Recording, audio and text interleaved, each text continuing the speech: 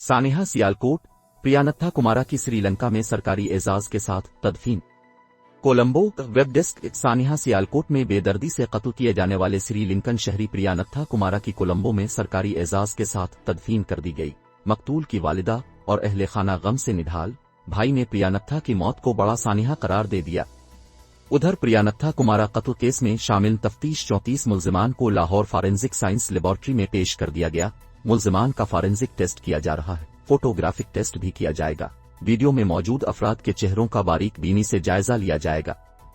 अलावा अजीम supreme court bar के वफद ने सेनेटर अली जफर की क़यादत में श्रीलंकन हाई कमिश्नर से मुलाकात की।